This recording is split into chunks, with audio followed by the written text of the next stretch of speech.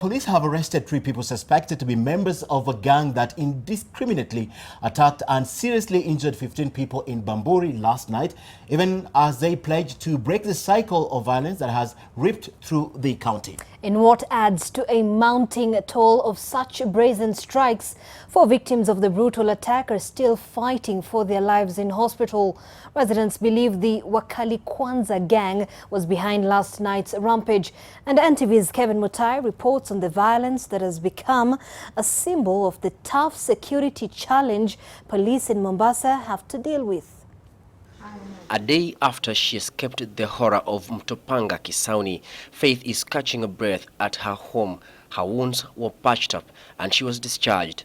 She now reflects on the night of terror when a criminal gang armed with machetes started attacking people at random. Others took advantage of the unrest to loot property. Alikuwa na panga, mmoja ndo alikuja akanislap nayo.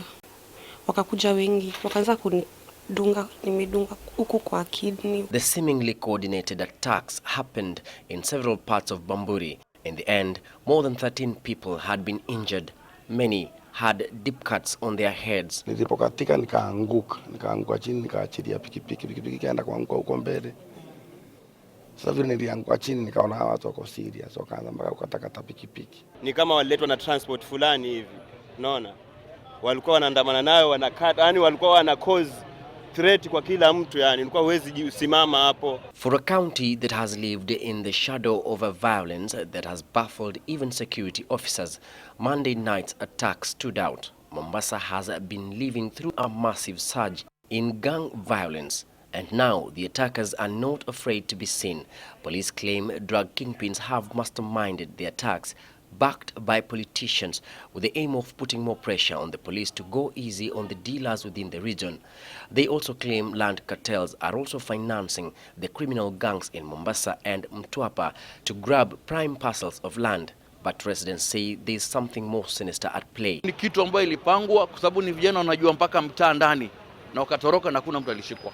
Tusitishane na mapanga ati kwa sababu unadhania kwamba hali yako si ya kukuwezesha kununua shamba. Vita vyetu sitapanuliwa kutafuta wanaohusika na kuuzia watoto wetu dawa za kulevya, ambayo tunaona pia ni chanzo ambayo inasababisha hawa kuhusika na mambo ya uhalifu. It is my expectations by the end of this week we'll have brought each one of those young criminals into books. Residents of Kwabulo, Bamburi Mwisho and Mtopanga fear there will be another wave of attacks that have been blamed on the reemergence of the Wakali Kwanza gang that has been terrorizing the residents of Likoni, Kisauni and Nyali constituencies. Kama mtoto wako anaiba simu ya mtu, anakata mtu, mjue mnakula blood money na itakuja lipa siku moja.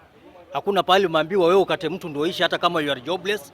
Mtoto wa miaka 16, 17, 18 hakuna kazi anatafuta pale, ni mtoto yuko under parental care. Kevin Mutai, NTV, Mombasa. Shirikiane hao watoto.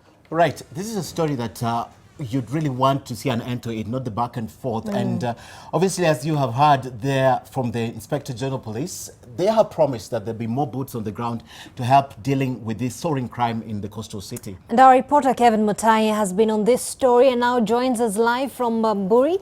Kevin, what headache are the police having to deal with this, especially now that schools are closed for the holidays?